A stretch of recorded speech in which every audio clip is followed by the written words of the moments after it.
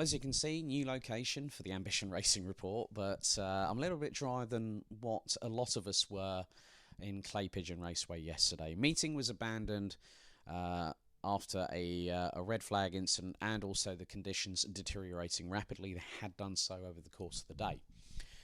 But the good thing is I'm dry, I'm a little bit more reinvigorated. I've had a good night's sleep after what was a very, very long day. So firstly, a few thank yous. A big thank you to everyone that has provided their support for the Blue Army who look to change the game in 2021. A big thank you to you all for cheering us on the live streams and also showing your support as always. We have to say a big thank you to Clay Pigeon Raceway and for Whilton Kart Club for hosting the events this weekend, despite what trials and tribulations there may have been. We also have to thank all the marshalling crews as well for their assistance whenever it has been required for any of the competitors, including us here at Ambition. We also have to say a big thank you to Kirsty from Fuel Your Media. Done a fantastic job this weekend. Has been absolutely spamming the Instagram stories whilst I've been helping with regards to video content and also updating things on Facebook whenever I can, such as sharing the live streams that you will have seen yesterday. Also, a big thank you for everyone in the awning at Clay Pigeon welcoming me with open arms. I really feel a part of the Blue Army now. I feel that there's a bit of white and blue and a bit of fluoro colour going through my veins right now, which is quite endearing. And obviously to get to know some of the families, some of the drivers, have a little giggle. And there's something you're going to be giggling at the end of this. I can completely admit. But we're going to go through the results. I'm going to focus a bit more on the faster Whilton Kart Club second round that happened yesterday. So firstly, we're going to turn our attention to Finley Lines and Alessio Lamalfa in the numbers 4 and 1 in Honda Cadet. So both of them didn't take part in Heat 1. There are 4 heats in WMKC, and those that don't qualify for the A final will go into the B final. So the first heat saw a really good result from Alessio. Finished 11.455 seconds off of Jacob Lee, who took the victory, but finished in P5. Finley Lines, down in 7th position in the number 4, would finish just over 2.3 seconds behind his teammates. So a good opening set of results for our youngsters in the Blue Army in Honda Cadet. We then went on to Heat 3. Finley Lines managed to get a top 3 and was just under 6 seconds behind an eventual winner, Joshua Begembe, with Theo Champney in the 55, completing the top 2. And Alessio, I'll be completely honest with you, to have a top 5 in his second weekend in WMKC, what a job from him. So really must congratulate him. But he's still got plenty to learn as we do look at developing driver skill and also racecraft through this formative stage of their career. So, Heat 4, Finley would take another top 7 finish, finishing in 7th, whilst Josh Smith would take the win ahead of Josh Begembe and Jacob Lee rounding out the top 3. Begembe nearly could have gotten past Smith on the final lap, lap 10, but would end up finishing just over a tenth of a second behind. Jacob Lee rounded out the top 3 ahead of Theo Champney, Fletcher Jameson and Adam Hill rounding out the top 6, and it was close between Finley and Adam. Just under 3/10 separating the pair. Alessio would end up outside of the top 20 in 21st position. Nevertheless, a sterling effort. He kept on going, and that's what we want. We want to see a bit of commitment. We want to see them keep pushing right up until the checkered flag. And then into the final.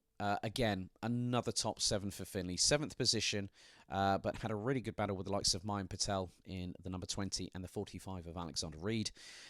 So he would finish 7th, and Theo Champney would win the final ahead of Josh Begembe and Jacob Lee, with Charlie Wolfett and Adam Hill completing the top 5. Now, looking at the standings, Finley Lines currently 4th in the championship standings, just 4 points behind Joshua Smith, who completes the top 3 on 280 points. And at the moment, Alessio Lamalfa down in 30th. Obviously, he is a novice as well, but he's managed to get some good points, 97 so far, so that puts him ahead of Gregor Reed in the 94 and Sergio Wirtz in the 57. We turn our attention now to Rocket Ronnie Coburn in the 77 in Minimax, and he was flying out of the blocks, was the Rocket. Won the first heat out of 3 ahead of Mac McFarquhar and Daniel Amor. So the number 77 would put in his best lap of a 48.36 on the penultimate lap of the race, but it was Daniel Amor who put in the fastest lap of anybody, sub 48 seconds. Then Heat 2, he would take the runner-up spot as Oliver Smith in the 28 had literally cantered off into the distance and with it took the fastest lap of the race, and at that point was the fastest lap of the day, a 47.72 if memory serves me correctly, which was pretty much well over 2.5 tenths quicker than Daniel Amor's fastest lap in the previous race. So Mac McFarquhar would round out the top 3. And it would be close between second to 5th place, which were rounded out by Daniel Amor and Woody Radford. And they were covered by, get this, less than half a second. Make that 4.5 tenths. So pretty close at the top. Then Heat 3, bit of a trial by fire for Ronnie. Not too sure what happened there, but I'm sure that I'll get an update from him and John, his dad, very, very soon indeed.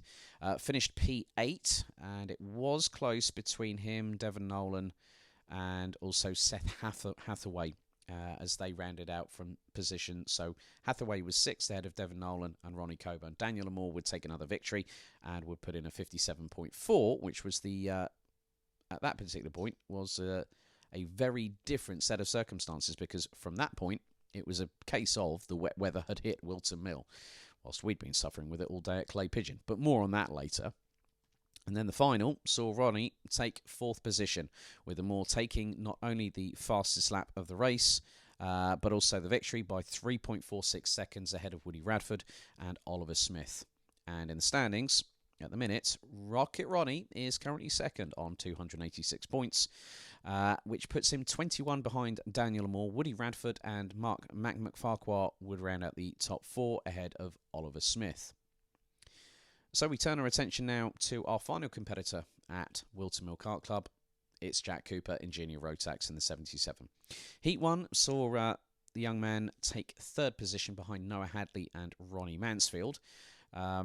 And it was close between 2nd and 3rd, so if Jack had maybe had another lap in the bag, I think he could have got him, but had to settle for a solid 3rd place. And that was ahead of Lexi Belk, Charlie Pritchard, Jessica White, Kai Bacchini, James Jackson, Ronnie Smith, and Jacob Dukes, rounding out the top 10. Heat 2, he'd end up 4th behind James Jackson, but it was rather close between 3rd and 5th, because Ben Cordingley made it just over half a second in terms of the gap between him and Jackson and Cooper. Charlie Pritchard took the victory by less than 4 tenths of a second ahead of David Outledner, the young Polish driver who is based over here in the United Kingdom but runs, but it's good to have some international talent here in competition. Ben Cordingley rounded out the top 5 ahead of Noah Hadley, Riley Brown, and Jacob Dukes taking an 8th place finish ahead of Reza Siwotharun and Will Young, rounding out the top 10. And then Heat 3, it would be a different story. It was an 11th place finish for Jack, and the lap times very, very different to what had been shown.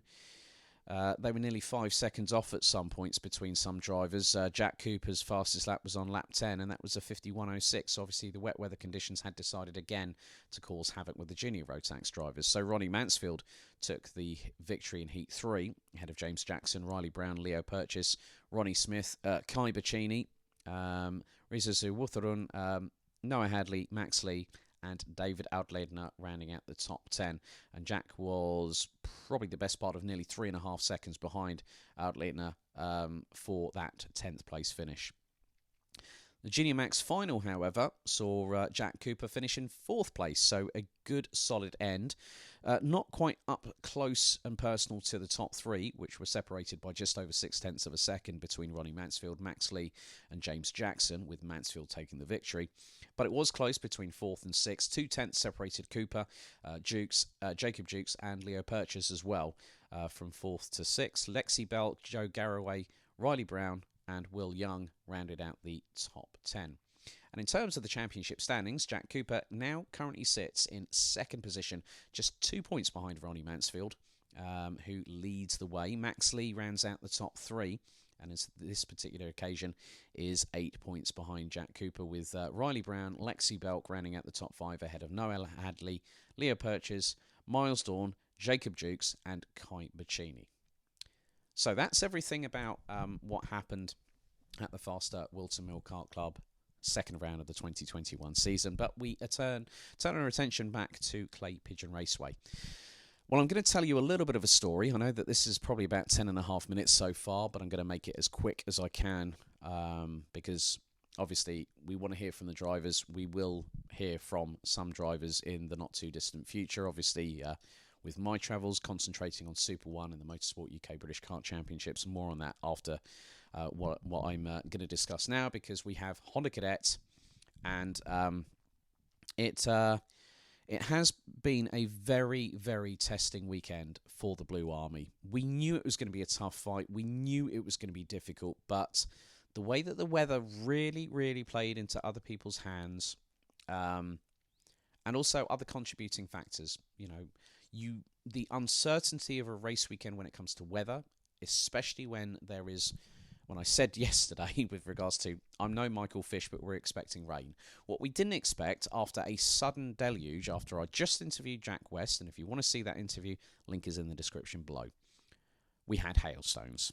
Then, after our final, there were a couple more races to go, Junior Rotax and Senior Rotax. A red flag in the Junior Rotax heat final meant that it got cancelled. The meeting was called. The weather had picked up. The live stream had issues as well. Alpha Live had issues, and it was through electrics and also the severity of the weather conditions, which was really, really bad. I was soaked to the skin. I spoke to Paul Janes, and he went, "I'm absolutely soaked." Well, words to that effect. They're not broadcastable on this, because we have to be nice and clean with what we say. So yeah, it really, really tested us all. And yeah, I think at the end of the day, we still have some solid points, which is the biggest positive that we have from Clay Pigeon. So let's have a look at the results.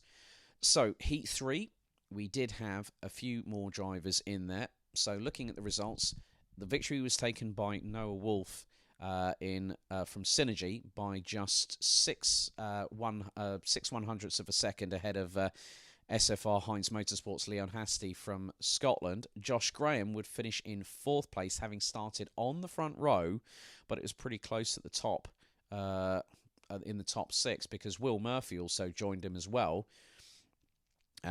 So it was actually an ambition 4-5. And then you added in SFR Motorsports German hotshot Timo Jungling, the top 6 covered by 0.8 of a second after that, after getting to the flag after 16 laps of racing. Very, very short circuit around there, and lap times were in the 40.2s, 40.3s. In that heat, we also had Kenzo Craigie in the number 44. He started 9th, would end up rounding out the top 10 behind Max Cuthbert from Synergy in 9th, and Lewis Islin in 8th position, who made up 7 positions from 15th on the grid. Along there, Jarrett Clarke made up 5 places from 18th to finish in 13th place. And Kai Clarke completed the top 21, finishing behind SFR Motorsports Harley Musk. So after the intermediate classification, it was a pretty interesting dynamic on who was where. And in terms of it, Josh Graham was the highest placed of our drivers, having managed 6 points, level with Timo Jungling, but on the basis of his timed qualifying result, it put him ahead. So you also had quite a few other drivers in there. Max Endicott placing in 16th, Will Murphy in 7th, Kenzo Craigie in 21st, and then Jack West in 14th, amongst others. Jarrett Clarke 18th. You've also got, we had Kai Clarke and Hugh Roche ending up down at the bottom of the intermediate classification, with the likes of Brendan James was 28th, Kenzo Craigie in 21st, amongst others. Unfortunately, due to a technical non-compliance, Hugh Roche was no longer allowed to compete in the meeting, so we were down from 9 to 8. And in the pre-final, things started to intensify. And I'm not just talking about the weather. This just shows how ultra-competitive these young drivers are. So, the pre-final would see an Ambition Motorsport driver in the top 3. Josh Graham, our highest seed from last year, number 4, would finish 2.76 seconds behind Scotland's Leon Hasty, with Timur Jungling from Germany making it 3 effectively nations represented in the top 3. Will Murphy was definitely getting his elbows out with the likes of Noah Wolff and would end up starting 6th and finishing in 5th place. Kenzo Craigie, however, in the wet weather conditions was absolutely flying. Started 21st and finished in 9th position. Jack West also very, very consistent. And he started 14th, finished in 3rd place. 12.6 seconds off of race winner Hasty. Also down the order, Max Endicott. He would start 16th, but it was a difficult one for the number 18. The youngster would finish in 28th position. Jarrett Clarke would make up 3 places from 18th to finish in 15th. And also Kai Clarke down in the 67 would make up positions up to 29th, with Brendan James finishing in 32nd position. But then the final came along. And the first thing to happen was that before we'd even got to the start line, we noticed that Jack West already had a front bumper. So we knew that this was going to be a race that was going to be a bit of a struggle. Josh Graham started P3 and had gotten himself right up there. He was battling for the race victory. So across the line, the results were that Josh finished on the road in 2nd position. However, after scrutineering, a 5-second time penalty for a front fairing denied us our first top 3 in a final for Motorsport UK this season. That's part and parcel of racing, but to still, Josh having the foresight to say, yeah, I understand. He's taking it on the chin. That's what a good racer does. And that means we have someone that is committed, someone that is wanting to go for the title. It is not going to be easy. And also, Jack, as a result of that, he would finish in the top 11, but would end up finishing a little bit further down. We'll go through the results now. So the official results, as per Motorsport UK, were as follows. Kenzo Craigie was on absolute fire. He was even that close. If we had no front fairing from Josh and Kenzo being in 3rd position at the flag, we would have had 2 Ambition karts on the podium. Now, that might sound like it was going to happen. Well, I was there. I was watching the whole thing. The amount of emotion when Josh crossed that finish line before we found out about the front fairing penalty was euphoria. But it just shows how quickly in motorsport things can be taken away at a moment's notice. And that was no exception. So Kenzo would have possibly been on 3rd place had it not been for maybe a couple of slight errors or maybe some people getting a bit more robust than maybe we were expecting. So Kenzo Craigie finished in 4th.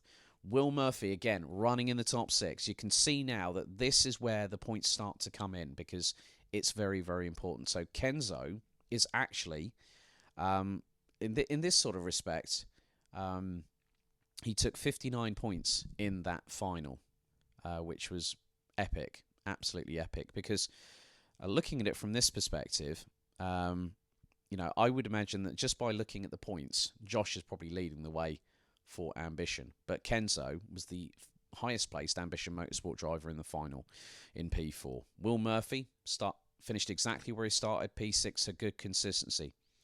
Josh, obviously, with that front fairing penalty, that has cost him 7 points. But 7 points is not that bad. That puts him on 117 points for the championship so far.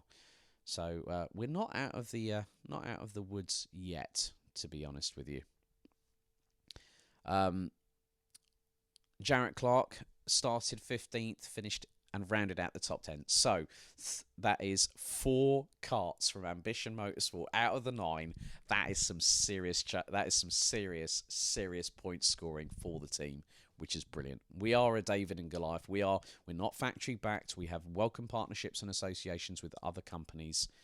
But to see that 4 in the top 10 after this weekend, brilliant stuff. Well done, team. Well done, Blue Army.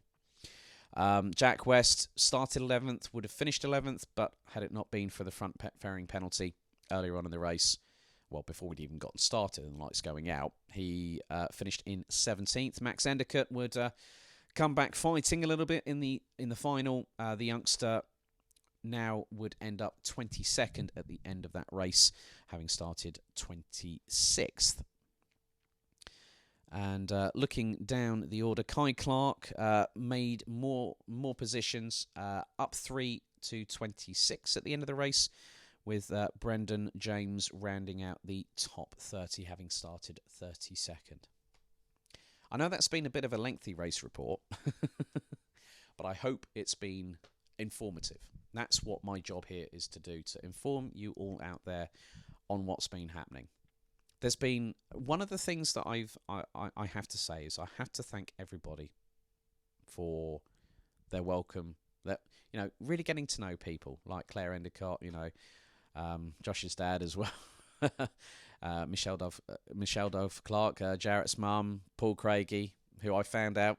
The thing is that for those wondering, Paul is a really, really sound guy. The accent put me off my step, and I'm normally good at recognising what accents there are. And Paul told me that, I'm originally from Trinidad and Tobago. And from people that might remember the 100-metre sprinter called Atto Bolton, it's from exactly the same place as our very own Paul Craigie. But really good to see so many familiar faces and also get to know everybody. Well, that is it from this weekend of the Racing Report, which will venture to Glan Igors because we are going to be competing in the 2021 Super 1 Series as their first 2 rounds, so it is a double-header weekend coming up in just 2 weeks' time. So thank you very much for bearing with me. I know this has gone on a bit longer, but I wanted to give you as much information as possible. The rain, contributing factors might have been against us here at Ambition Motorsport, but we are the Blue Army. We have determination to succeed, and we look to change the game.